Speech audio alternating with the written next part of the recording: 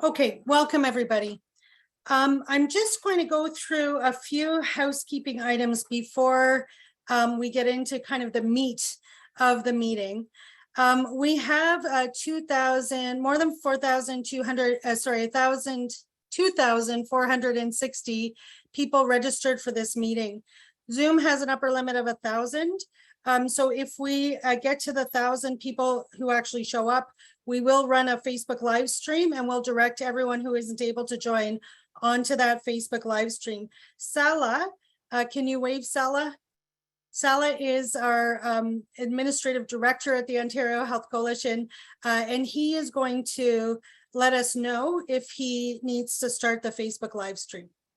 Okay, for those people in the meeting, we have you muted and we're asking if you can participate mostly through the chat at this point. We're going to kind of lay out the key information. We have had people kind of Zoom bomb our meetings before, and so we have a few safety measures in place. You can chat, you can send a chat to the entire list, to everyone who's on the call. And you'll see the chat function, for those not familiar, is in the bottom of your screen in the middle. You click on that and you can send a message, and we do want to hear from you. We want to hear your ideas and feedback. Please, on the issues, if you can stick with the point, that would be most appreciated. We will save the chat at the end so we can save all that feedback and answer questions and so on.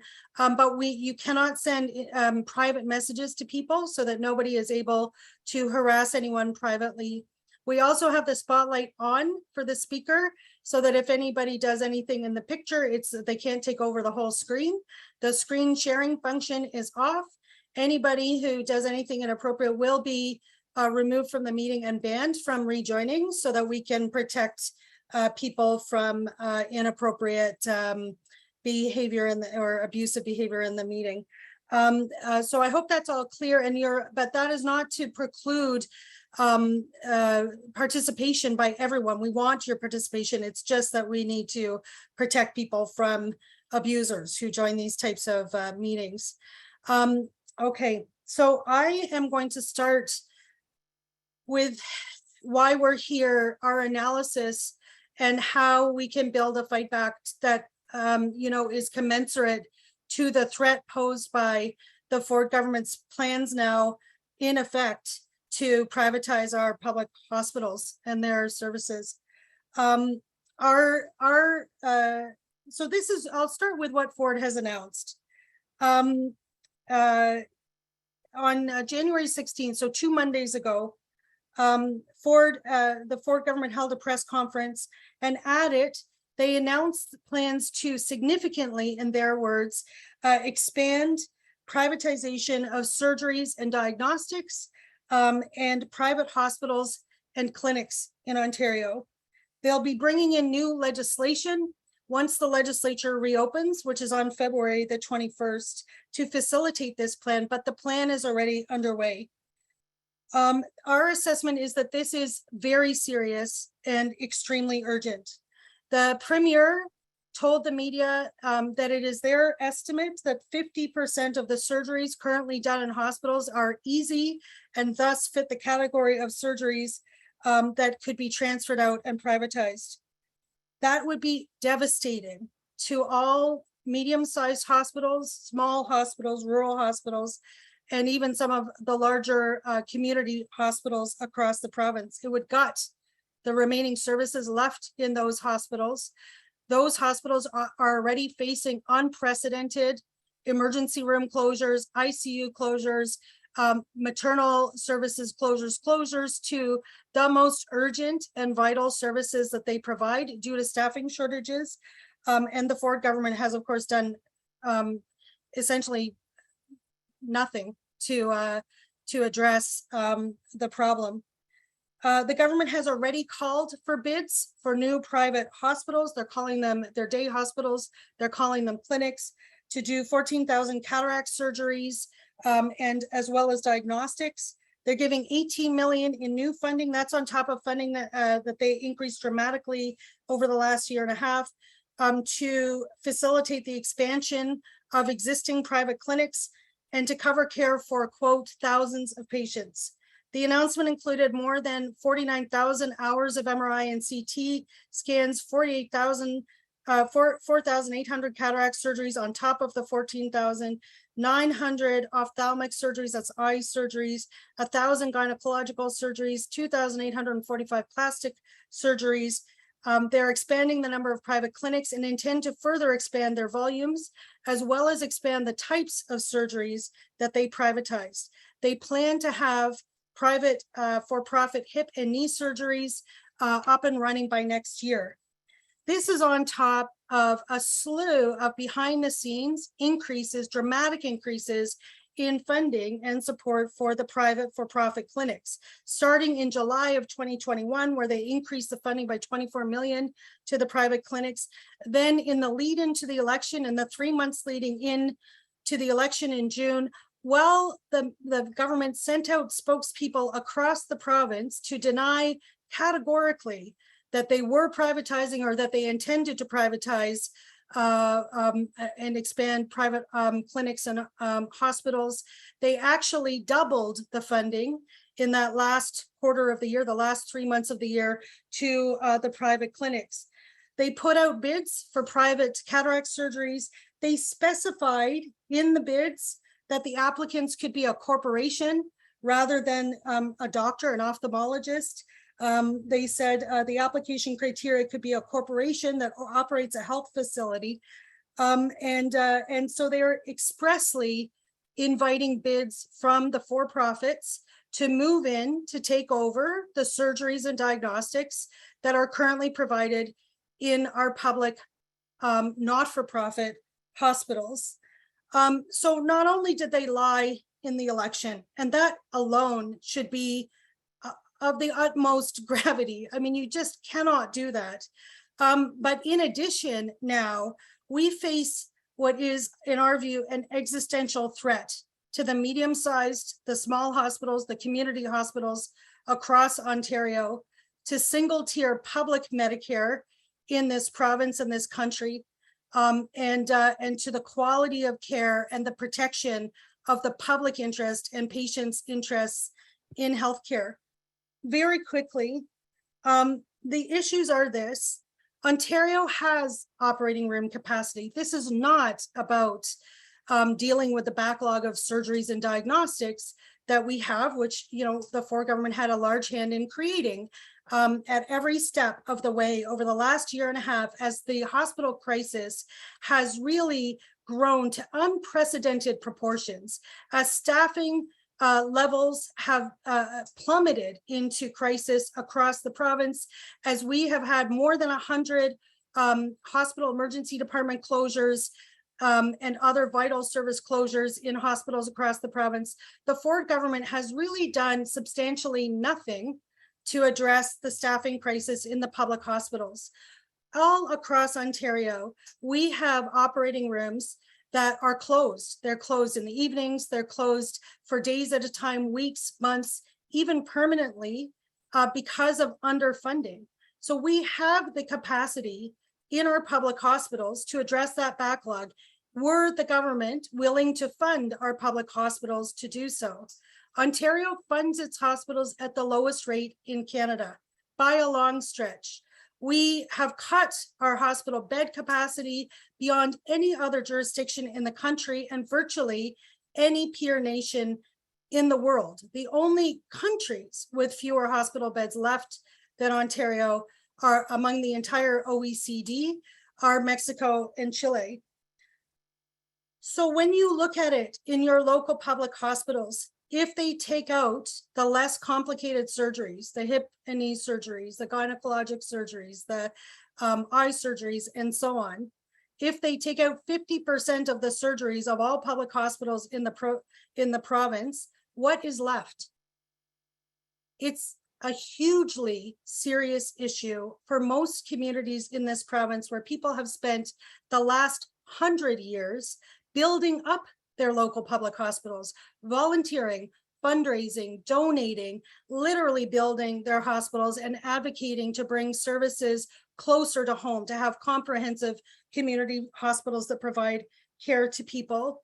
This is a threat to our public hospital system. There is no question about it. The private clinics take the high volume, easy surgeries, the ones with the less complicated patients, the profitable patients, leaving the more expensive, complicated patients behind. They take the funding and they take the staff out of the public hospitals, worsening the staffing crisis, leaving less staff and less funding behind to take care of the patients with diabetes and COPD and complications who are overweight and cannot easily be provided care in high volume, high profit surgical centers. They threaten single tier public Medicare. That is the principle, the cornerstone, the foundational principle of our public healthcare system, that patients have the right to access hospital and physician care without charges when we're at a point of need. The private clinics across Canada, we have called them, we've posed as patients, we've said we want to buy our way to the front of the queue. How much will it cost? We've caught the majority of them, not a small portion, but the majority of them charging patients literally thousands of dollars for access to medically needed surgeries and diagnostics. And the prices are exorbitant. In the MRI clinics, the cost starts at $1,000 generally, for a service that is $280 generally in public hospitals. For cataract surgeries, $550 when they bill OHIP. They're charging $2,000 to $5,000 or more per patient per eye in the private clinics. Hip and knee surgeries, 10 times the cost under the public system. Shoulder surgeries, the same thing, literally 10 times the cost under the public system. I just want to give you an example. We've been asking from patients to let us know about the user fees that you are being charged in private clinics. We've heard from hundreds of patients. We've heard from a farmer in Saskatchewan, a friend of a farmer in Saskatchewan, who was told he could not get his surgery unless he waited 1 to 2 years in the public hospital. He could go to a private clinic in Calgary. He would have to pay $50,000 for his knee replacement, day surgery, a hip replacement surgery. We've heard from people who've paid up to $8,000 in Ontario for cataract surgery, been extra billed, sold additional add-ons, told that they need these things. We've heard from patients who've been told they can't get their eye surgery for a year in the public system. They have no way to check if that's even correct. It likely isn't. But if they pay, $1,200, $2,000, $3,000, they can get it within a few weeks at the same doctor's private for-profit clinic. There is no question in my mind, no one has followed the growth of private healthcare in Canada and the behavior of the industry as closely as we have likely. And there's no question in my mind, if we turn over the ownership and control of our public hospitals to private for-profit clinics, we will lose single-tier public Medicare in this province and in this country. We will not be able to stop user fees. We will not be able to control that industry. We already have, faced an almost impossible challenge to regulate the for-profit long-term care industry. And look at what happened in the pandemic. These are very well-moneyed, incredibly well-connected interests. And if we let them in, it is to the peril of the foundational principles of our healthcare system, that people have the right to care based on need, based on equal access and your medical need, and not how wealthy you are. And finally, there are very serious quality issues in the private clinics as well. We have faced this before. Previous governments have tried. At one point, the bureaucracy, tried to bring in new acts that would expand the private clinics and withdraw the ban on private hospitals in Ontario. We have repeatedly fought this, and we have succeeded. We've stopped it every time, and we can do that again. The plan that I want to lay out for you in just 2 more minutes is this. We have to build the biggest movement that we have ever seen now to protect our public Medicare. The Ford government is midstream in rolling out what is clearly a very coordinated campaign, with messaging, with people who have, been wrangled to repeat a core set of messages. You'll only pay with your OHIP card. We will not take staff from the local public hospitals. It's not a threat to public Medicare. This is about giving patients access to service. All of those things patently untrue, but messages designed to confuse and to soften public opposition against the privatization of our hospitals. Any mainstream voices within the healthcare establishment that speak out against this are subject to a big pushback from Ford himself, criticism, very bullying kind of tactics to push them back and to get them to quiet down. There is without question now a coordinated movement in Ontario and among the conservative provinces, the conservative government-led provinces across the country to privatize the hospitals. The way that I think about it is this, My Care has privatized home care, and it's been a disaster ever since. He privatized long-term care, and we have seen what happened in long-term care. And now Ford is trying to finish the picture by privatizing the public hospitals. So the plan is this: we have town hall meetings in local communities where we did not hold town hall meetings leading into Christmas, rolling out from February 13th through to the end of the month. We'll put out that list to people tomorrow, but they will be in Thunder Bay, Chatham-Kent, London, Sarnia-Lambton, Haliburton County, Guelph, Oakville, Halton, Cornwall, Peterborough, Northumberland. Then February the 21st, the legislature reconvenes.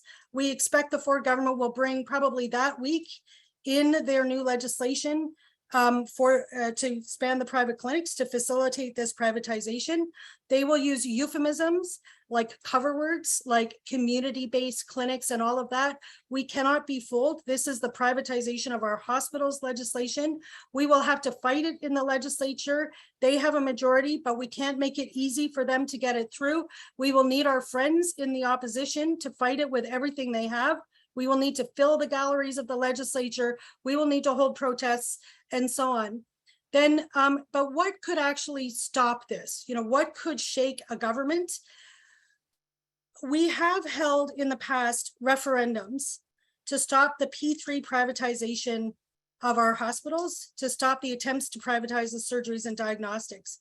Each time under the P3 regime, we were able to stop, to roll back the scope of the privatization massively in those P3 privatization deals in a way that actually just has not been accomplished in other jurisdictions. When they tried to privatize the surgeries and diagnostics, we held a small kind of province-wide referendum, and we were able to stop the privatization of the surgeries and diagnostics. That was at a time when the media would not tell the story that this is happening. Now the media is telling the story that this is happening. We have, a massive movement out there ready to be moved, but we need to give them something meaningful to do. Our belief is that these are our hospitals. We have spent decades building them, funding them. They belong to us. They don't belong to any one government. They have no mandate to do this. Let's make that visible. Let's make it so big it's impossible to ignore. Let's hold on the street votes outside coffee shops and local pharmacies and corner stores and in the legions and busy walking areas in every community that we can across the province. Let's get voting stations on the street. Let's do it at universities and colleges and schools and in workplaces. Let's ask the labor movement if they can work it through the auto plants and the steel plants and the hospitals and long-term care homes and other community health centers. Let's do it in the nonprofits and our churches and everywhere where we can get a ballot station, a ballot box, and a vote. Let's do this in May when we have the good weather. We can be out on the streets holding the votes, and let's hold a series of events and activities leading in to build this as big as possible. So that, could we reach 1 million votes in Ontario to stop the privatization of our hospitals? I think we can. You know, we represent already almost 1 million people in the Health Coalition. That is growing by leaps and bounds every day. As we launch this, we can grow more. And so we'll be asking people, there's something that everyone can do in this. And we'll be asking people, can you join in? Can you volunteer? Do you own a store or a local business? Do you go to a faith community of some sort? Are you a member of a legion or a club or a seniors organization? Can you host a voting station in your organization? Can we do lead-in polls for 2 weeks to the end of May? Can we hold on the street votes on May 26th and 27th? That's a Friday and a Saturday, the weekend after the long weekend. And then can we deliver them into the legislature the next week and hold press conferences across the province to announce the tally? If we could get 1 million people to vote against the privatization of our hospitals in Ontario, that would shake any government of any political stripe. So our ask today is, can we discuss this? Can we figure out how to do this together? More on that later. And can we build the kind of movement that just cannot be ignored to stop them from privatizing our hospitals? I'll just end with this. You know, I have spent the last 27 years involved in the leadership of the Ontario Health Coalition. It's been the work of a lifetime. Sorry. The consequences of losing weigh very heavily on my soul. I'm sorry. Because I know that the consequence will be that we will lose our treasured public healthcare system, that it will be very, very hard to get them out again once they're in, and that we will never stop fighting, but it will be very hard to get it back. So I'm asking you now, we have a movement that I think we can all be really proud of. We have stepped up every time. I'm asking you, can we dig a little deeper now? Can we take the next few months? Can we all do everything that we can to make visible the opposition to this? There are 3 of us, the staff at the Ontario Health Coalition. There's Salah, he's here, Riley and Britt, as well as me. But we're tens of thousands already of volunteers across Ontario. We can build that in 2 months to hundreds of thousands without question. In 3 months, we could get 1 million votes altogether without question. I'm asking you as a movement, can we do this together? Can we make this happen in a way that actually has a chance of winning together? Thank you very much. Sorry for being emotional. I'm going to now, we have the leaders of a number of very large, very important organizations in Ontario on the line, and I've asked them to join to give their comments and their perspectives on this just very briefly. I'm asking you in the chat, I see that you're already putting ideas and so on into the chat. Thank you very much. Please keep on going. What we also need to know from you is this. If you don't have a local coalition, or you don't know if you do in your area and you want to volunteer, can you put in the chat, I want to volunteer, and what town you're in? That would be fantastic.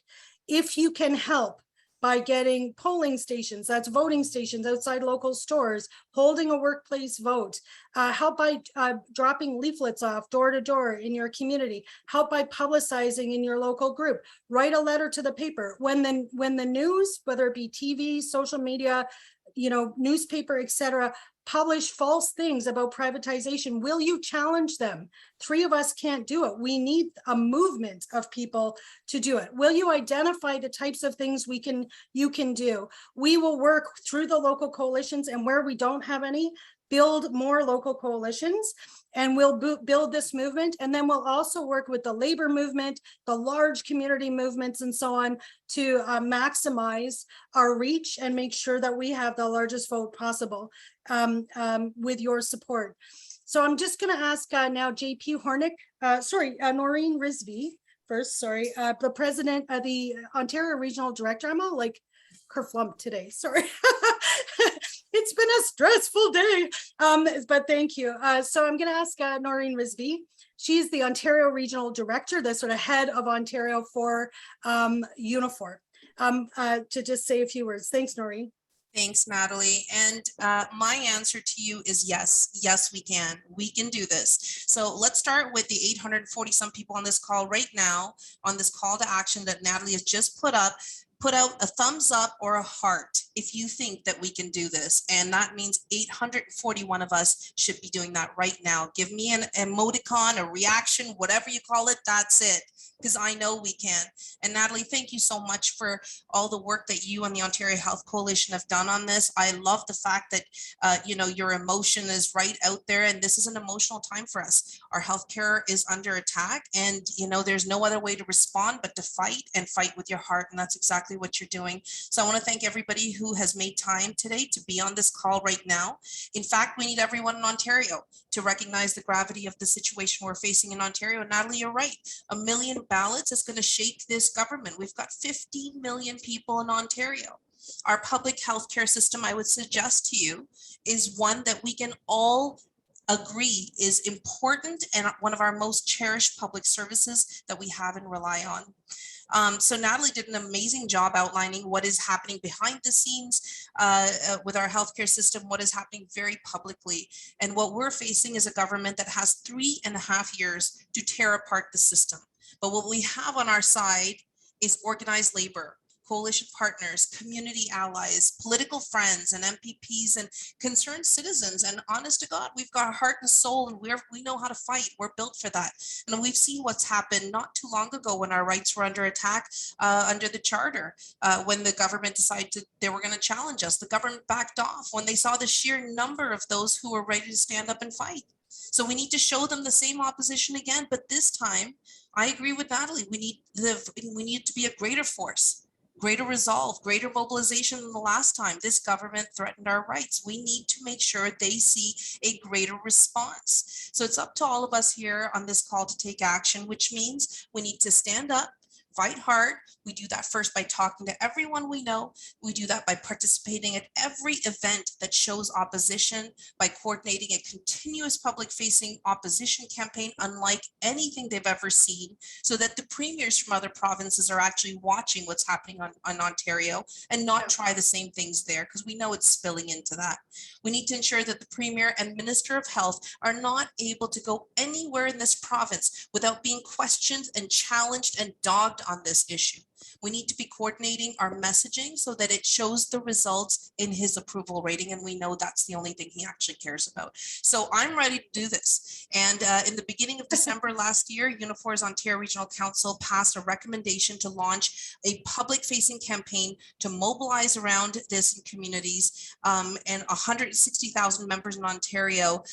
We passed that recommendation unanimously. So 2023 for us is about saving public health care, fighting off privatization. So we cannot be lax here.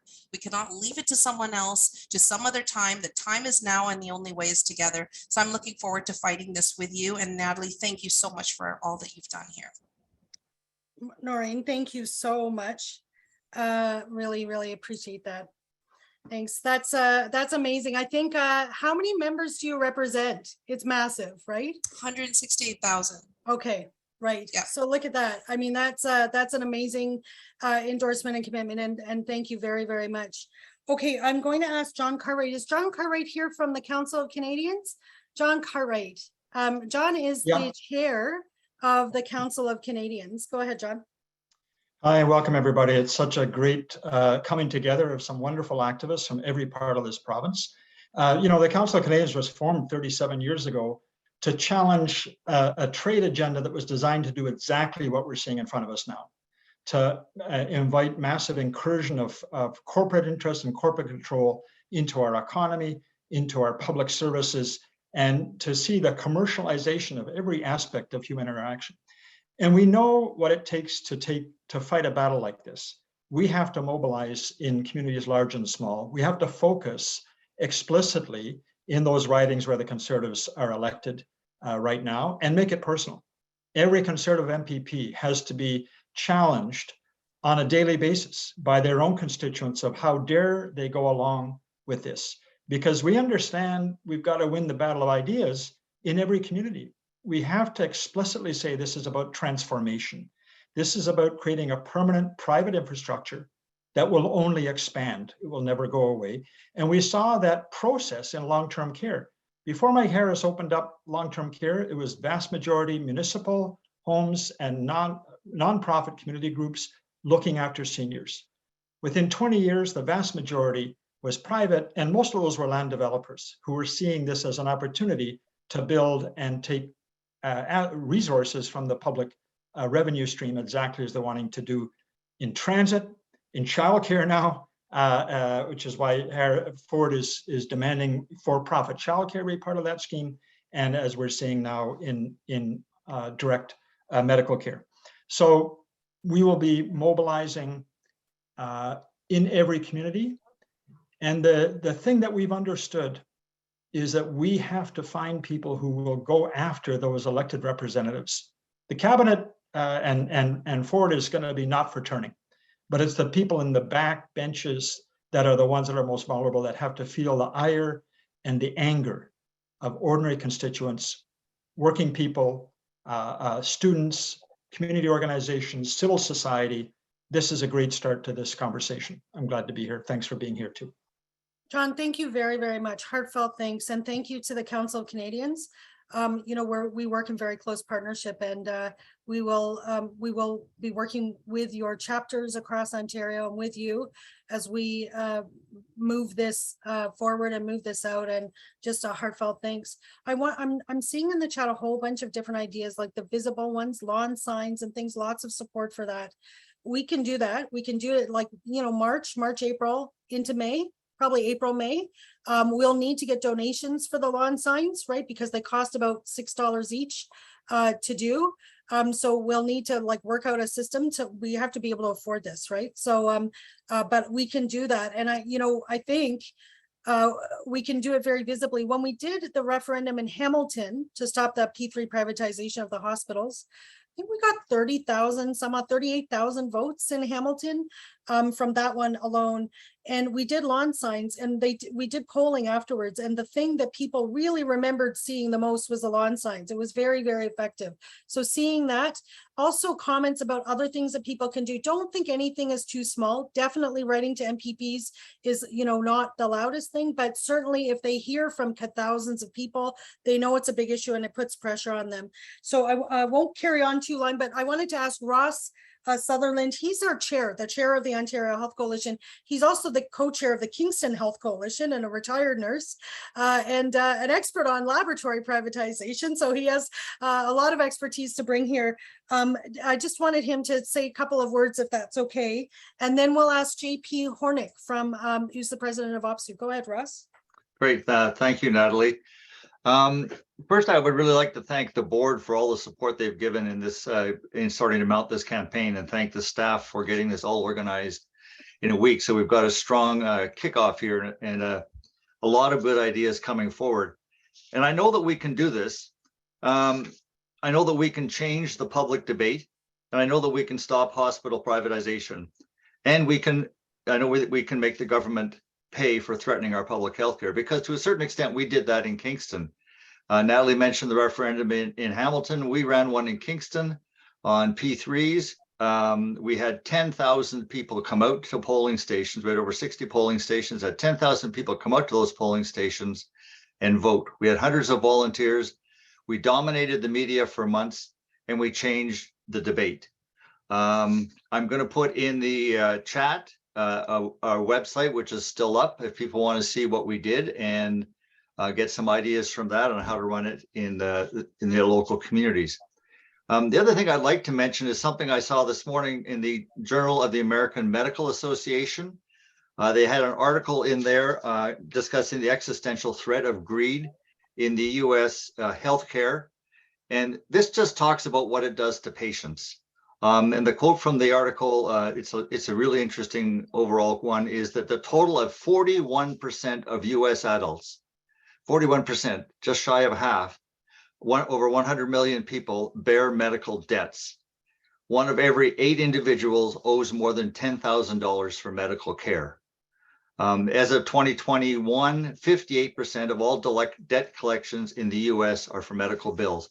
So people should not forget, as much as the government wants to say that your OHIP card will pay for it, that is in fact not the end game here. That's not true. Private clinics and the doctors and the corporations that own them make their money partially from public payments, but the cherry on top of that privatization is making money from charging patients. And the end goal is to charge more and more for patients, which will, besides all the quality issues and accessibility issues, are going to make it so that most people cannot afford good quality care. We can stop this, and I want to thank everybody for showing up tonight, and I'm sure we'll work hard in our communities for the next 4 or 5 months to get the referendum campaign off. And so thank you all, and thank you for all the speakers who are speaking tonight. Thank you, Ross. Thanks for that. I saw one of our board members, Dr. Dick Zoutman, sent in an email. It was a Nobel laureate, a Nobel Prize winning physicist whose name is Leon Lederman. He won a Nobel Prize for his pioneering physics research. He sold his Nobel Prize, he lives in the United States, for $765,000 to pay his medical bills facing bankruptcy at the end of his life. I mean, just staggering. And we think we'll never go there. But I mean, if you go to Alberta, it is, you know, $10,000, $20,000, $30,000, $50,000. It's people's life savings to get a hip surgery, you know, and an impossible wait without. It's just, it is not anymore a far distant threat. It is a real and potent threat. So thank you for that. JP Hornick, she's the president of OPSU. Welcome, JP, please go ahead. Thank you so much, Natalie. And I have to say, like, it's not just wrong, it's morally reprehensible what we're seeing. And I got to say, you know, is OPSU CEFPO in, or are 180,000 members in? Absolutely 100% behind this. We've all had enough. This government is treating our public healthcare system like it's broken beyond repair, prioritizing their friends' profits over the people of Ontario. It's got to stop. They have engineered their solution to relieve public hospitals. That's going to inflict permanent damage on our healthcare system. This is a system that was built over generations. We have fought to protect and improve it over generations. This is for the benefit of all of us. We do not want a system that makes it less accessible and less affordable, that creates two tiers.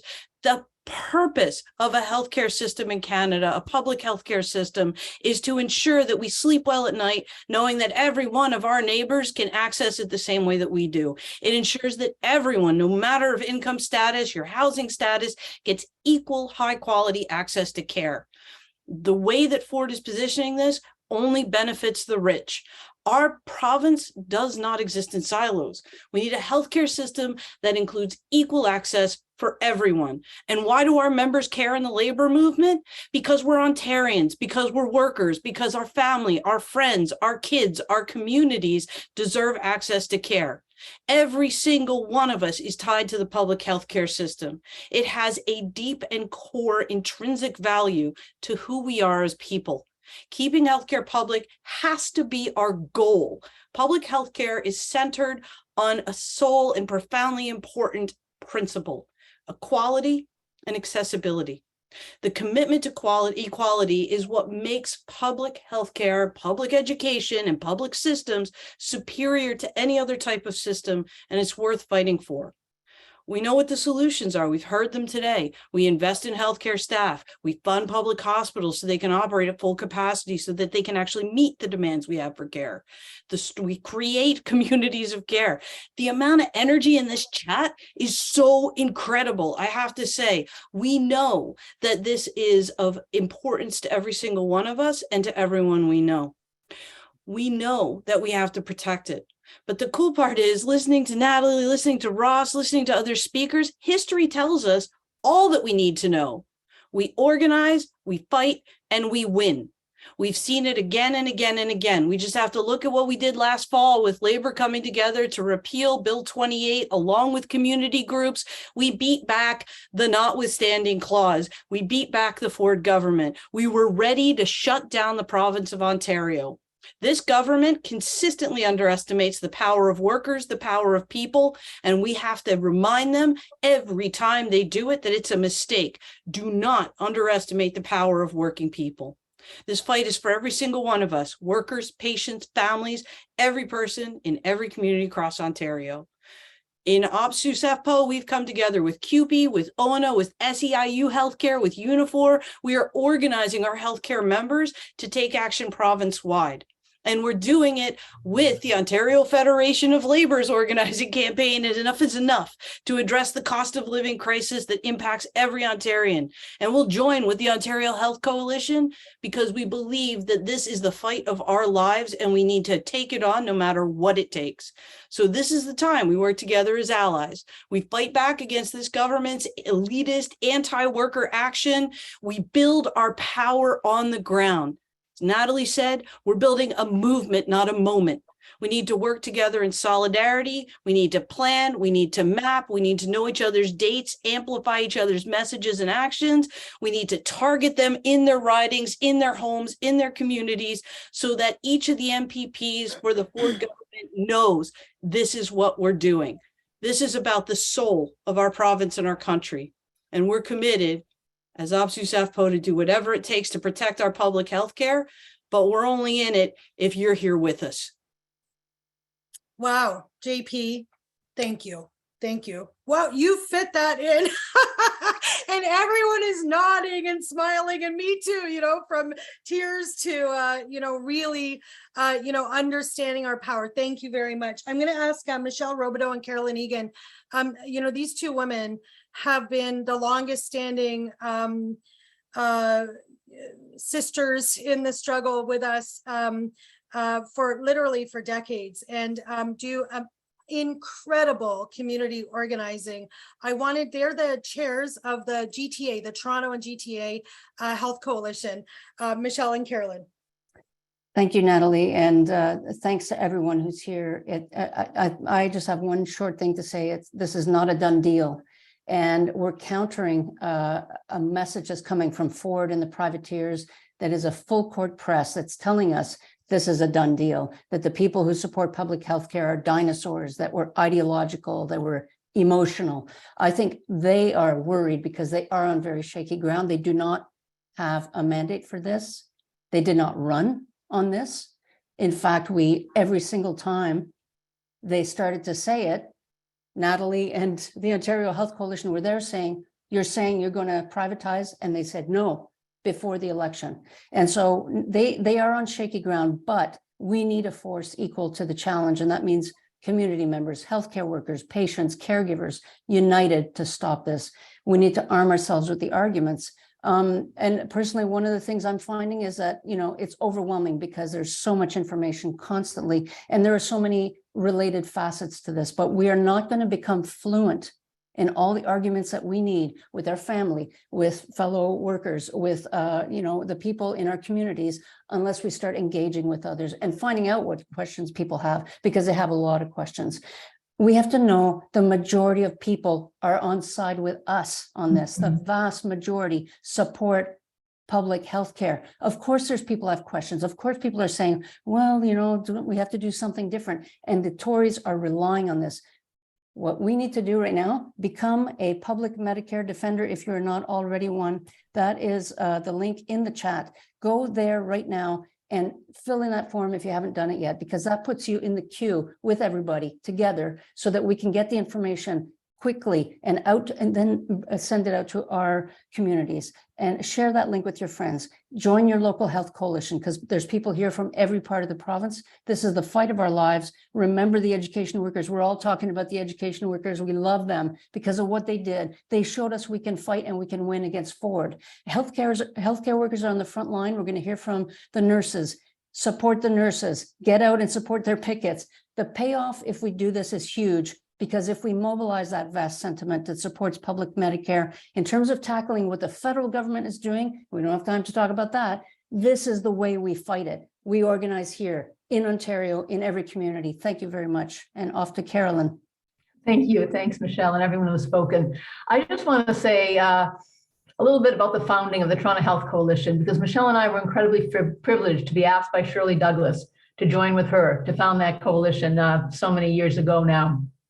And she used to speak to us and speak publicly about the fight that took place in Saskatchewan, about her dad, Tommy Douglas, and what they took on. And she made it so clear it was not simply Tommy, it was everyone in that province who took the step forward to fight for a different system, a not-for-profit system. And he railed about the privateers, as he called them. She did too, the privateers. And he said, once they won it, and I'll tell you how they won it because it was the ordinary people, the immigrant workers, the farmers, the indigenous peoples. These were the people who met in their church basements, in their farmhouse kitchen tables, in their union halls. It was they who came together, and they built a force that could not be beaten. And no matter the bankers, the businessmen, the insurance companies from the United States, the doctors who struck against them, they won because they won the hearts and minds of the people, because they fought for a not-for-profit system, our public system. And the thing is, we stand on their shoulders. And the thing she also said was, Tommy always said, the privateers are looking around the corner. They will take any moment when we are weak, when they create a crisis, when they think that they can take it on, they will do so. And the thing is, here we are, it's happening, and yet we have that same strength that those people in Saskatchewan had. We stand on their shoulders, and I think that we have to do just as everyone is saying, JP, Natalie, Michelle, everyone who is saying, we've got to get back to our communities, our union halls, our sports fields, our houses of worship, and organize, have those conversations and get out in the streets, as people are saying. Because as everyone knows, we fought and we won through the inspiration, frankly, of those education workers. We were all out there. They showed these people can be beaten. They were beaten in Saskatchewan. They can be beaten today. And our task is to come out of this meeting, join the health coalitions, get out on the streets, and build a movement, like Natalie said, that cannot be beaten, because we know we've got the people's hearts and minds with us. So that's our task today. Thank you so much, everyone who's here. We've been working for years and years and years. This is our moment, and we can do it. Thank you. Thank you so much. I just really love you. And, you know, if you get involved in the health coalitions, if you're not already, you'll see that all across Ontario, we just have the best people, you know, and it's fun, honestly, to work with all of you. It's the honor of my life. Thank you very much. So we asked the leaders and health critics from the opposition parties if they would join us and help with this, and they have agreed. So today we have Marit Stiles, the I don't know, is it leader-elect or soon to be leader of the NDP, and Franz Jelena, who is the health critic, longtime health critic from the NDP, also here, and I'll turn it over to you two. Thank you so much. And thanks, Natalie. You know, I just want to start by saying we in the NDP, official opposition in Ontario, are ready for this fight. We are so ready for this fight. And I think, as JP said, you know, the Conservatives have seriously underestimated Ontario, Ontarians, and our movement. And I want to be very clear, we are very deeply concerned about this. I want to thank the Ontario Health Coalition. Natalie, you know, we go way back to the days when I was a healthcare researcher. Everybody here, all the brothers and sisters and siblings in the labor movement, thank you so much. Everybody who's a worker here in our healthcare system, thank you. All those folks who have been on the front line, folks like Pat and Hugh Armstrong, who I see here, who live in my riding and have been such extraordinary activists. This is the fight we have been preparing for. And that's why so many of our caucus colleagues are here. And I have to apologize first, because I've been going through for the last half hour or so, all the people who are here today, and trying to catch as many of my colleagues in the Ontario NDP official opposition that are here. And it's almost impossible because there's so many people here. I'm so excited, but I want to just, so I want to say, first of all, to my colleagues, no offense, if I don't mention your name, just put your, say hello in the chat, please.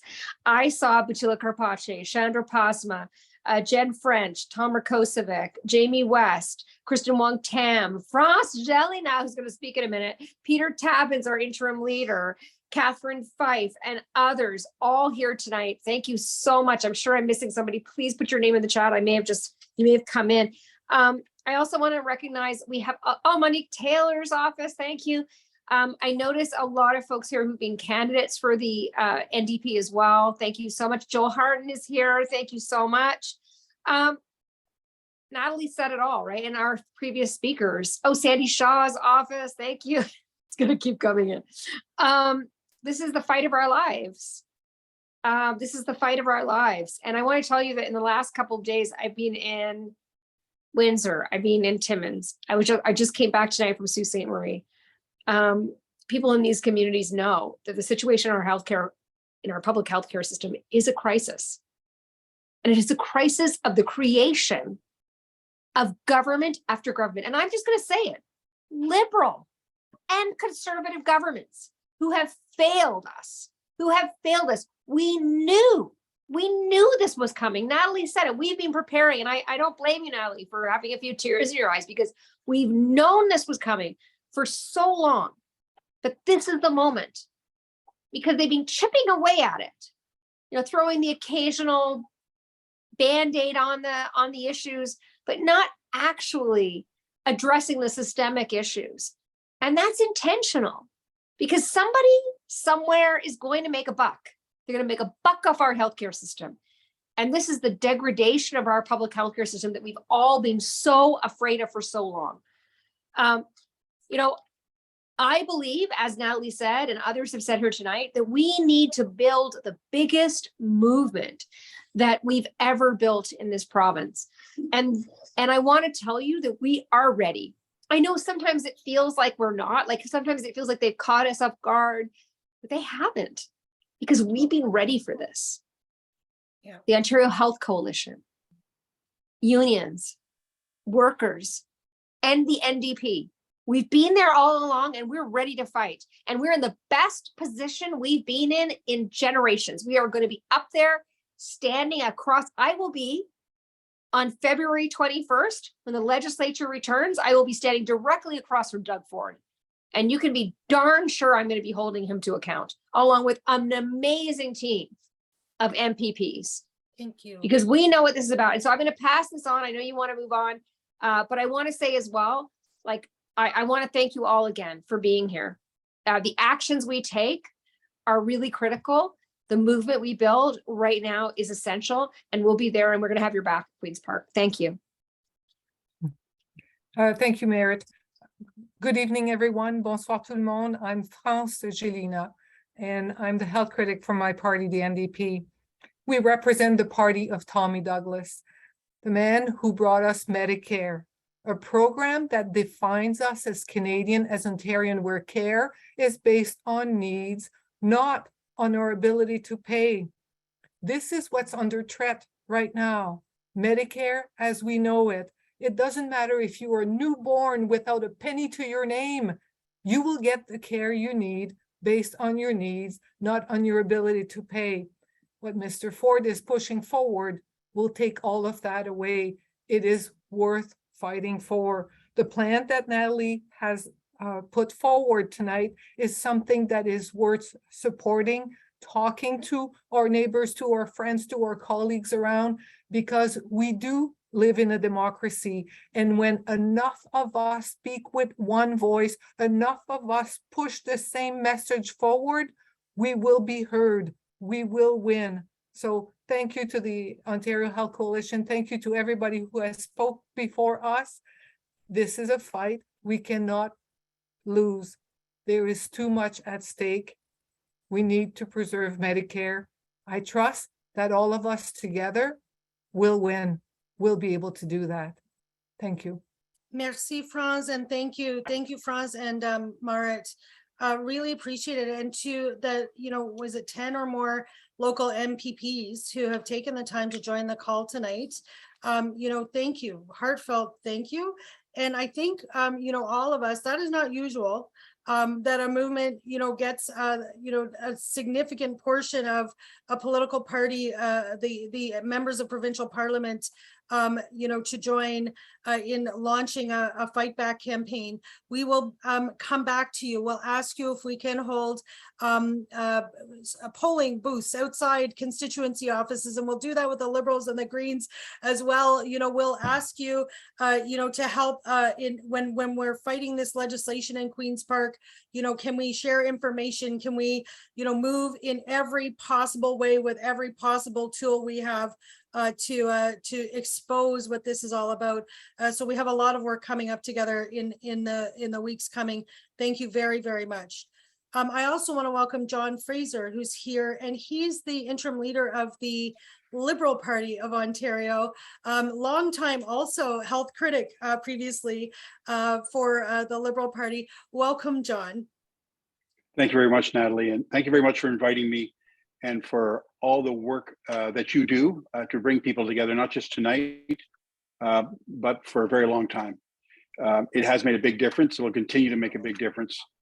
And I just wanted to say on behalf of my colleague, Adil Shamji, who many of you have met, some of you are working with. He couldn't be here this evening. He very much would like to have been here, but he's on a family holiday. So you'll be hearing more from Adil. He's been working on his Patients Not Profits, and he's ready to work with anyone and everyone from all political stripes to defend publicly funded Medicare. And I know we're probably getting close to the end of the meeting. And I want to say that just like all three opposition parties worked together, I think last week on the Greenbelt, because it's a critical issue. It's a critical issue in Ontario. And we have to get to the bottom of that. We have to do the same thing with healthcare, with our publicly funded healthcare, because it belongs to the people, just like the People's Greenbelt. And we can't let Doug Ford carve up the people's healthcare system and give it away to his friends. And thank you all for being here. I look forward to working with you. We look forward to working with you. Thank you for all that you do. Thank you very much, John. Thank you. I'm just going to move over to and John is at his mom's place doing, helping to care for his family. And so we thank you for taking the time tonight and staying with us as well. Just really, it means a lot. Michael Hurley is the president of the Ontario Council of Hospital Unions, which is the hospital and long-term care, a bunch of the long-term care section of the Canadian Union of Public Employees, and a longtime friend in the struggle to stop privatization and protect public health care, and always inspires. Thank you, Michael. Thanks so much, Natalie. And thank you everyone for joining. Sorry. Thank you so much. Death rates in private hospitals and private clinics are higher on average by 2%. Outcomes are less successful and costs are higher, over 30% higher for the 5,000 cataract contracts recently announced for Herzing Corporation in Ottawa, for example. But commercializing hospital surgeries is a top priority for this government. It's in this context that the deliberate understaffing in our hospitals, the degraded compensation for the workforce, the impossible workload should be viewed. We know that this government is using the current weakness of the public hospital system against it to privatize the backlog of surgeries and diagnostics. We know that this can be a road from which there may be no turning back. And so we meet tonight resolved to defend our public hospital system from the latest attempt to privatize it. And we do that with a strong sense of history that reminds us that we stopped the privatization of cancer care and of ambulance services in the province of Ontario under the Mike Harris government by mobilizing in communities across Ontario in the 1990s. We can and will do it again. We have in the Ontario Health Coalition the finest and most effective public health care defending organization in Canada. The OHC has a great action plan, including the referendums planned for the spring. Your energy, your activism and enthusiasm, your patience and discipline, your ties to your neighbors, your profound belief in the justice and equality of a public healthcare system that allocates care based on need and not on the ability to pay. These are the real resources that we have. You can count on the people who work in our hospitals to be on the front lines with you, fighting alongside as we push these privatization plans back together. If the Ford government believed it had the support of Ontarians, it would not have announced this privatization policy in the summer months. It is afraid of a fight on this issue. Our job is to give them that fight and to continue it until the end of the next provincial election and beyond, until we wear them down and wear them out. We have the capacity to do that. It's vital that we leave here tonight committed, each according to our capacity, to do what we can to battle to preserve our public hospital system in this province from privatization. This government seems powerful and intransigent, but we can and will push them back. Thanks so much for the opportunity to be part of this.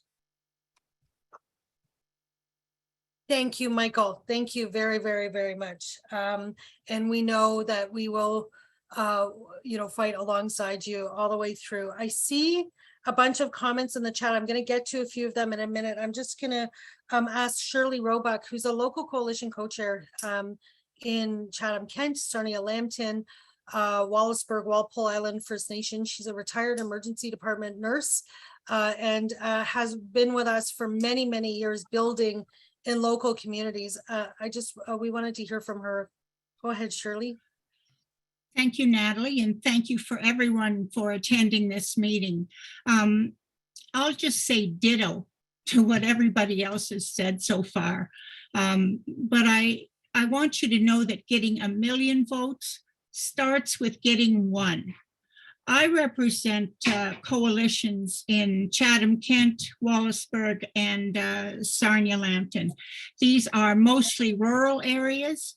There are 2 community hospitals, one in Chatham, one in Sarnia, 2 rural hospitals in smaller villages. Yet all of these facilities are extremely important to the population. So I'm going to just tell you what my smaller coalitions are going to do. We're going to leaflet, and we're out to find as many volunteers as we can. And to that end, we're going to address community groups, faith groups, seniors groups, anybody I can.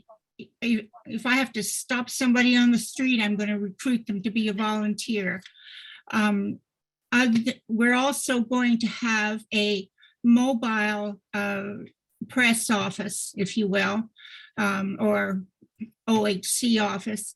There's no sense for smaller communities to set up an office space.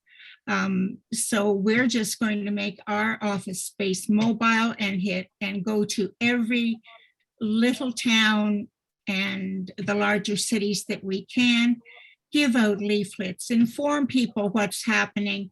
For instance, we're going to all the ball tournaments this spring. I don't really like baseball, but I may, I guess, after this. Anyway, sorry. We're going to do everything we can. We've already booked meetings with community groups. And then we're going to go back and we're going to set up tables in every nook and cranny of these 2 municipalities in order to give everybody we can the chance to vote, because this vote is for our future. And if you don't care about yourself so much, you think about your babies or your adult kids or your mama and papa or granny and grandpa. We all need public health care, all of us.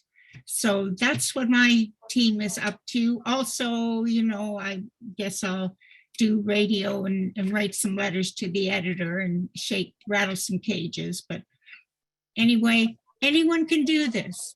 Anyone can do this. We've got a good group down here, and we're just going to rock the rafters. Thank you, Shirley. Yeah, and then I'm having a nap. So anyone in that area of Ontario, Chatham, Kent, Wallaceburg, Walpole Island, et cetera, and if you want to volunteer to help with those things, setting up the voting stations and going out to the community groups and so signing up volunteers, please put it in the chat, okay? We need to really make this as concrete as we can. We are really privileged to have Angela Prio-Cannon here. She's the first vice president of the Ontario Nurses Association. And we know that that they are planning actions and picket lines and things across walkout, I think it's called, across Ontario coming up. I just wanted to ask her to mention what is coming and share her thoughts with us. Thanks so much, Natalie. I really appreciate having you invite me to be speaking here tonight. I am a proud registered nurse, and I am the first vice president of the Ontario Nurses Association. We represent over 68,000 nurses and healthcare professionals across the province, including 18,000 nursing students. And let me tell you, Ontario's nurses are united in this fight to stop privatization of our hospital care. It is so important that we come together to organize and fight back against Doug Ford's dangerous plan to privatize hospital care in Ontario. Let's be very clear. Ford has created this crisis in our public healthcare system. His own government's internal documents state that wage suppression through Bill 124 has led to retention issues. Allowing private companies to profit off the people's surgical care is not going to solve the staffing crisis in our hospitals. In fact, this scheme is going to make staffing crisis so much worse. Doug Ford has said he's going to ensure nurses and healthcare professionals to staff up new private clinics won't be poached from our public system, but has no plan to prevent this. These facilities will be able to offer better working conditions and competitive wages because they're not going to be limited to wage suppression laws like Bill 124. That's what's going to draw nurses out of the public system. Yeah. Instead, Ford should be investing in increasing staffing levels and improving working conditions in public hospitals. This government needs to respect workers and drop its appeal of the court decision overturning Bill 124. Since his announcement, Ford has been asked repeatedly if these private clinics will be charging the province more per surgery than it costs to deliver these surgeries publicly. Ford has refused to answer the question every single time. The only incentive for a private company is profit. That profit is going to come from the tax dollars that we all pay into, funding that should only be going towards care. For 5 years, Doug Ford has refused to listen to frontline healthcare workers, and we have offered solutions to improve our public healthcare system. Now we know it's because he's determined to privatize the system and let private companies profit off of our healthcare. We can't let this happen. Ontario's public healthcare system is not Doug Ford's to dismantle and sell off to his corporate buddies. Our public healthcare system has been built up over generations and belongs to all of us. The Ontario Nurses Association is working hand in hand with our allies in the labor movement and with advocates like Natalie and the Healthcare Coalition and everyone here tonight to fight for the investments we need for our public healthcare system and to stop this dangerous plan to privatize hospital care. Another issue I would like to bring forward to your attention is the nurses are in negotiations this week, and we're fighting for better staffing, better wages, and better care for the people of Ontario. This fight is for publicly funded healthcare. I ask you today to please support our nurses by coming to our all-out shutdown picket on March the 2nd in front of the Sheraton Hotel in downtown Toronto. The government needs to hear everyone on this call tonight fighting for our nurses. We need all hands on deck to fight with the nurses for better care, to stop privatization and preserve publicly funded healthcare. When we fight, we win. So it's time to fight with the biggest campaign we can, and together we are going to win. Thank you so much for having me speak tonight. Angela, thank you. You know, the two things are flip side of the same coin, really. You know, Ford refusing to support the public hospitals, suppressing the wages, and actually doing nothing whatsoever really about the public health crisis, that would actually reduce the patient load and reduce the transmission of COVID in what is very much still a pandemic that is ongoing. And yet, shunting really tens of millions every few months in increases in funding over to the for-profit clinics. We are with you. We're with you. Our message from the Health Coalition, my message on behalf of all of us, and I know that we all mean this, is that we understand that healthcare workers are furious that it's been a fork in the eye to all of you who have risked your lives for us through the pandemic and always, but certainly through the pandemic in a way that, has been more challenging than anything in our lifetimes, that you have sacrificed, that you have suffered, that you have worked overtime and given up holidays, and to be treated in this way by our provincial government in the midst of an unprecedented health crisis is completely unacceptable. We're there, we're in support for you, for all of the other unionized healthcare workers and non-unionized healthcare workers that are being represented here, and thank you. And speaking of which, I wanted to ask Fred Hahn from QP. I see you're here as well, Fred, thank you. I wanted to ask you for your thoughts. Thanks so much, Natalie. I am Fred Hahn. I'm from the Canadian Union of Public Employees. We have 280,000 members, including our 60,000 healthcare workers in long-term care and in hospitals. And look, I think we're hearing it in the passion of speaker after speaker, in the energy that is in the chat. The urgency of this moment is calling us all to action. Our union knows the value of public services that are publicly funded and publicly delivered in the public interest. That is the heart of our healthcare system. We're enormously proud of the leadership of our hospital workers, and Michael Hurley and Sharon and so many others from the Ontario Council of Hospital Unions, our healthcare members, but we also represent folks in municipalities and in schools and in social service agencies and in universities. And I am here to commit to you all that following the lead of our hospital workers and following the lead of the Ontario Health Coalition, our union is all in. We will do whatever we can here. We have seen this, friends. We've lived through the devastation that happened when Mike Harris and the Conservatives privatized home care. We saw the impact that had on clients, but also on workers. We saw the expansion of for-profit care, the devastation that happened through the pandemic, the inability to rein in this drive for profit and the suffering that caused seniors and families and workers alike. We cannot, we will not, we must not let that happen in our hospitals.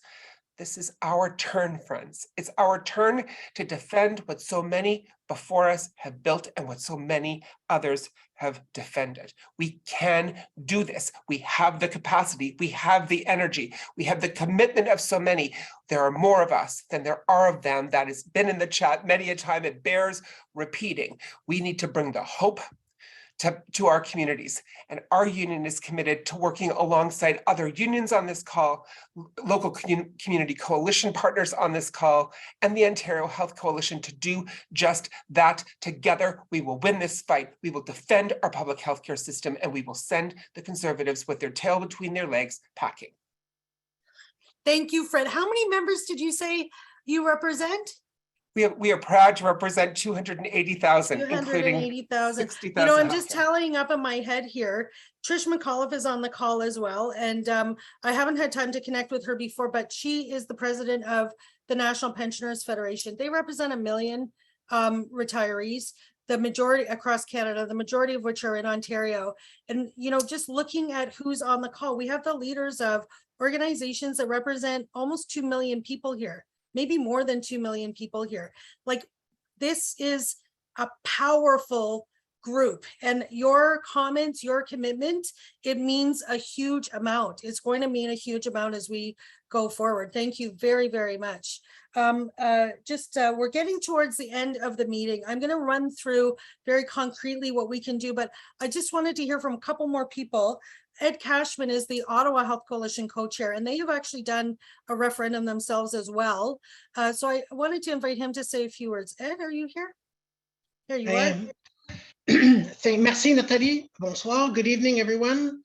Here in Ottawa, we have a tendency to look to Parliament Hill to think that's where things are happening. But if we ignore what's happening at Queen's Park this time around, it'll be at our peril. It's already happening. Premier Ford has already announced that Ottawa will be one of 3 pilot projects in the province, and the company has already been decided, right? The requests for proposals haven't even gone out, but it's already been decided. Go figure. So we're meeting later this week on Friday, a community level meeting.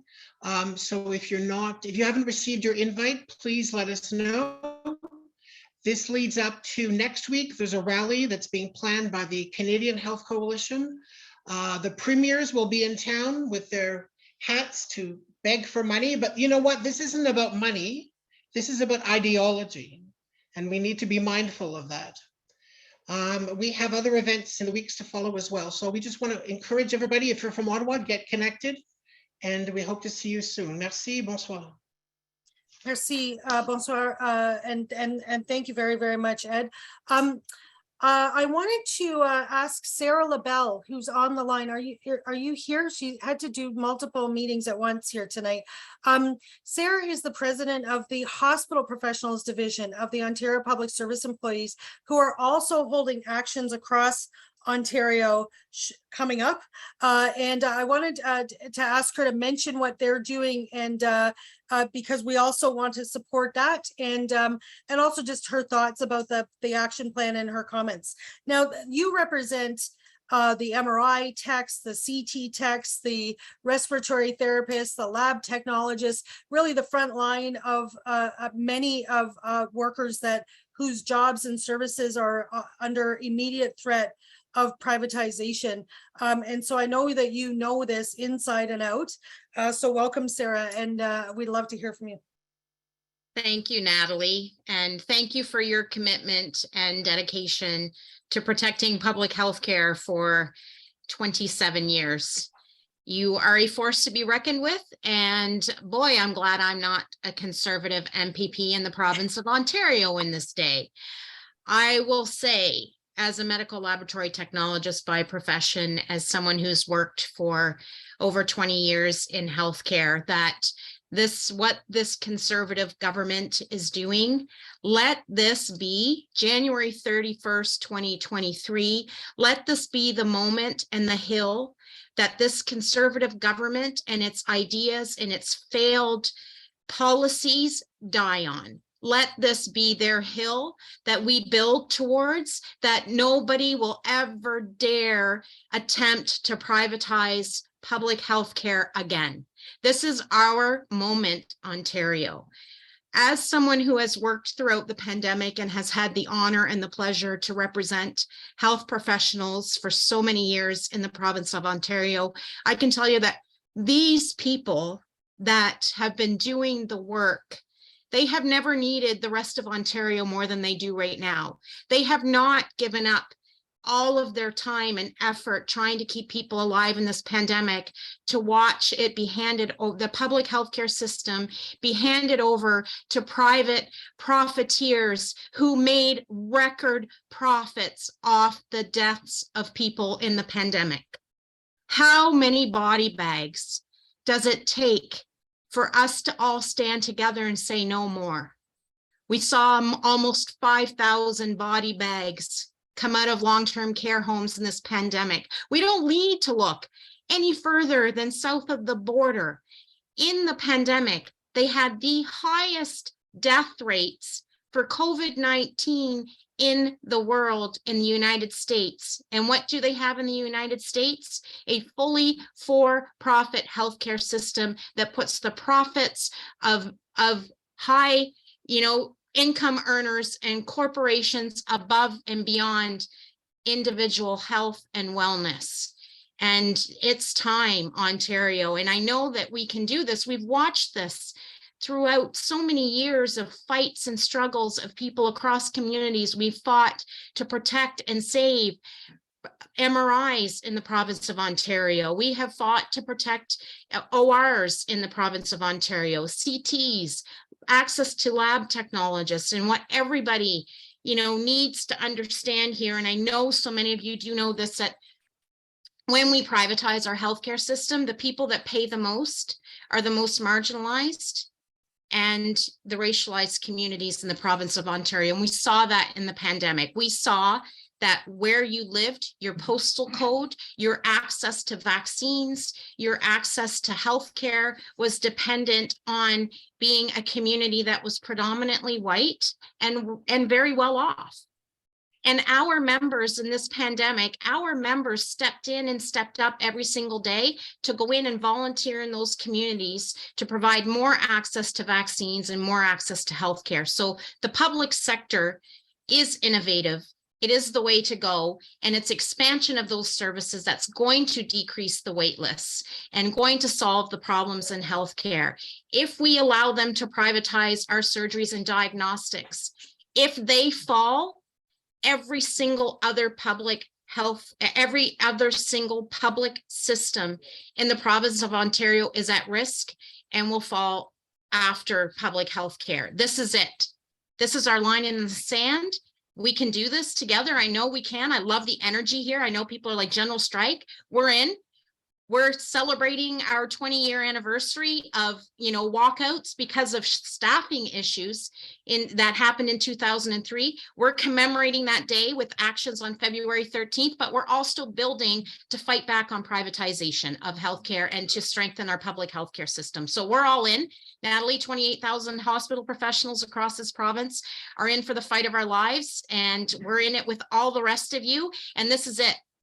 On notice, Doug Ford. This many people, this kind of energy, everybody ready to take it to the streets and do what we need to do. This is it. This was the last fight that you will pick, and it will never be picked again across the country of Canada, because we're not going to allow it to happen in the province of Ontario. We have successfully fought it back and won time after time after time, and we're going to do it again, and done. You're out. Bye-bye.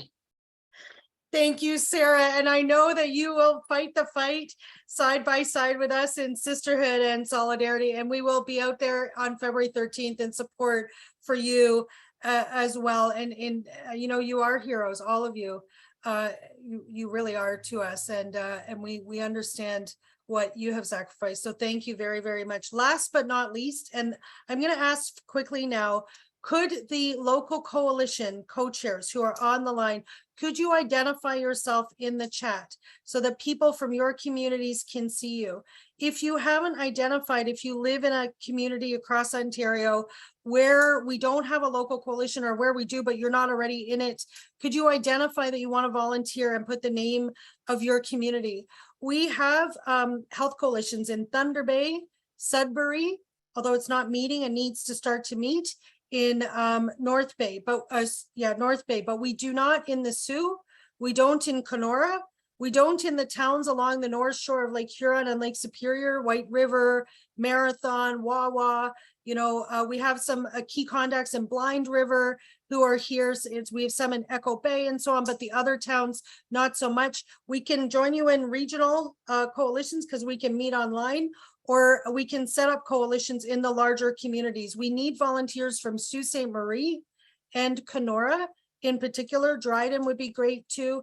In the middle of Ontario, we don't have a coalition in Barrie or in Simcoe County that covers Alliston, Midland, Penetanguishene, Aurelia, and so on. Patty lives there. I'm looking at, she's about to speak, but so if you live in that area, are you willing to volunteer? Can you help us sort of set up a little group? We can meet online. We can make it easy. It's fun, but we do need people there. Along the west, along the shore of Lake Huron, Western Ontario, Kincardine, Southampton, Port Elgin. We have key contacts, but not local coalitions. If there are people there that can identify, that would be fantastic. If you live in Windsor, we're just have a revitalized coalition there that is starting to meet. Please identify. I already see some people in the chat. We have coalitions in Sarnia Lambton, Chatham Kent, London, Guelph, Kitchener-Waterloo, Niagara, Hamilton, Oakville, and Halton. We have the GTA, but we do not have Peel. That's Brampton and Mississauga. If you're from that area, we would like to get something going there. We don't have anything. We do have a Durham Health Coalition, Peterborough, Kawartha Lakes, Haliburton County, Cobourg or Northumberland, Kingston, Cornwall, and Ottawa, but not the places in between. Nor like Penetanguishene and those areas. I'm saying them out loud because I really want to make sure that the people who are on the call from those areas that will help to form local groups or key contacts in those areas, so we can get at least a couple of voting stations in each of those towns, or more, you know, so we can pull a group together. It is going to be vital that we have a network to do that. And without further ado, Patty, and then I'll just close the meeting with a couple of concrete things. Thank you very much. Patty, oh, sorry, God. Patty is the president of the Ontario Federation of Labor, which is massive. It represents about 1 million workers in Ontario. We're so pleased and honored, Patty, to have you here. Patty is also a sister and a friend in this struggle, a strong defender of public Medicare. We appreciate you being here. Thanks, Patty. Thank you, Natalie, for allowing me to be here and to speak. And you know, what's been so energizing is the speakers, but even more than that is the conversations that are in the chat. Like, there's just so much power, so much fire there. I'm just so pleased to see that. And I see with that people are angry and people are frustrated and people are fed up and people have had enough is enough with this government. You know, we have this incredible campaign that we're launching, Enough is Enough, but it really aligns with what the Ontario Health Coalition is asking. And I think, this fight, Natalie, your fight is our fight. We're all in this together. And, the one thing that, we really need to hammer home is that privatization is a cost of living crisis in so many ways, with the wage suppression of healthcare workers who can't even afford housing, can't afford the basics, can't afford gas or food. We see that banks and corporations are winning, like they are getting all the money, but they need to pay.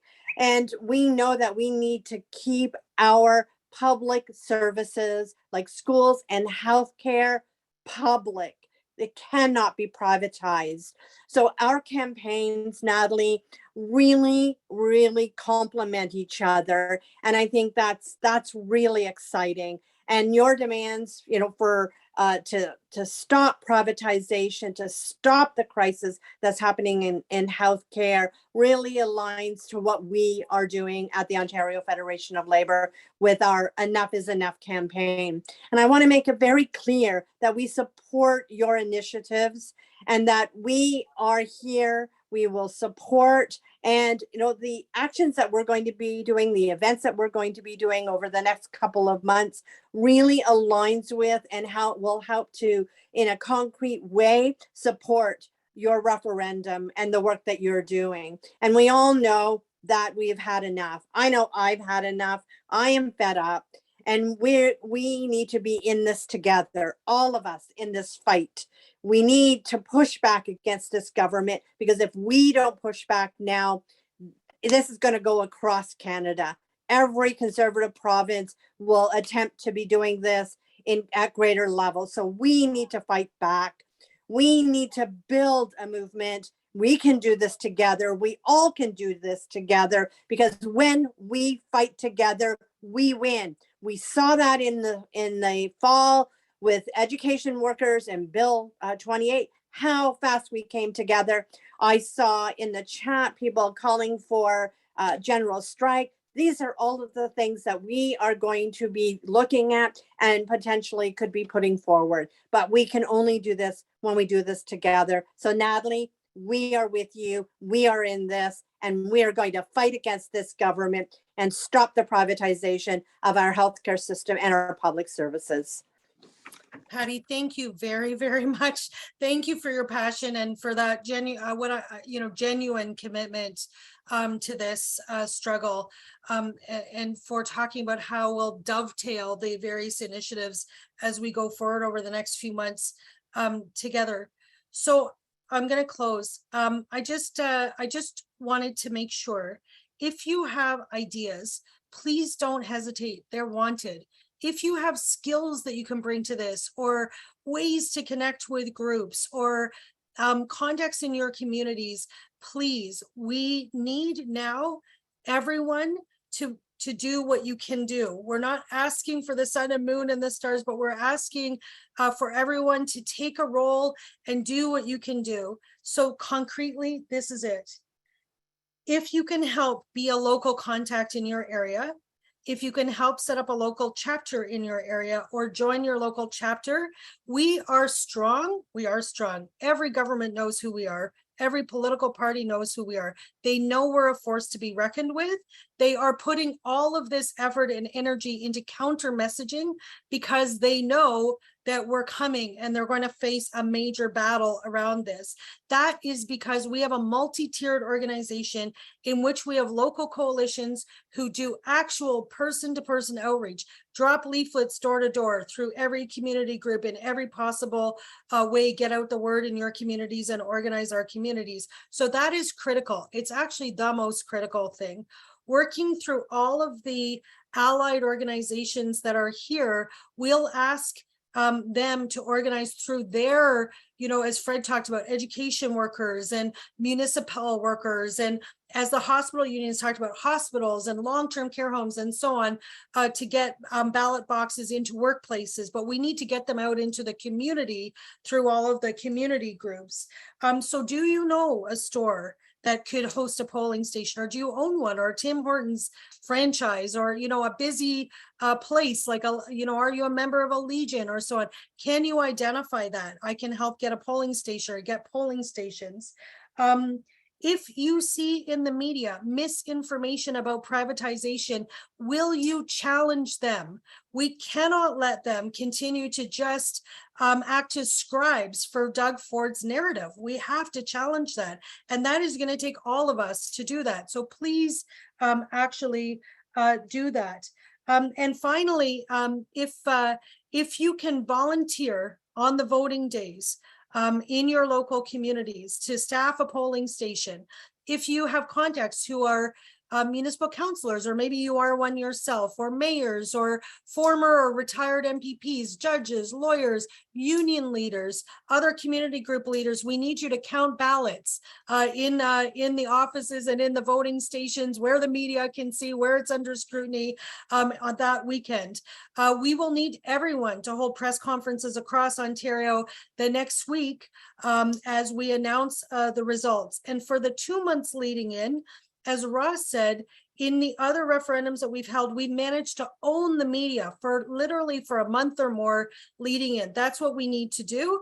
And so we'll need to be holding events and, news conferences and writing letters to the editor, and in every possible, doing radio interviews and media tours. And we need to work with all of you on that. I saw a lot of messaging around social media amplification and setting up a team to do that. So we'll look at the chat and we'll take all of those ideas. And working among younger people, JP from UPSU mentioned, could we work through their members in the colleges and universities? We have student interns. So we want to work through the student interns and other students that you may have contacts with, your kids, or maybe you're a student yourself, to organize students for Medicare chapters and votes in the universities and colleges before exams. We can hang on to the votes until May for the voting day, but we can do the votes while students are actually still at school. So all of those things, I think I'm trying to give you a very concrete sense of the types of things that all of us, the hundreds of people on this line, can do, and how you can connect in. So starting in April, we'll hold big regional summits or assemblies to really sort of put the pieces together for the concrete local buildup to the votes, the launches and the announcements of the local buildup to the votes. So we'll do that with everyone who volunteers across the province. Leading between now and April, we'll have to protest the legislation as it comes, hold a series of town hall meetings, warn those communities about what's coming, build the most visible fight back, and build our infrastructure so that we can do this. And so I'm going to close here. Thank you so very, very much. We're saving the chat right now, so get your last comments in there if you don't mind, so we can definitely be back in touch with you. And from the bottom of my heart, it's been the honor of my life to work to defend public health care for the people of this province and for the people of Canada. It's been the honor of my life to work with all of you. That we are facing a test like we've never seen. I think you understand that. Thank you for walking this with us. I know we can win. Thank you.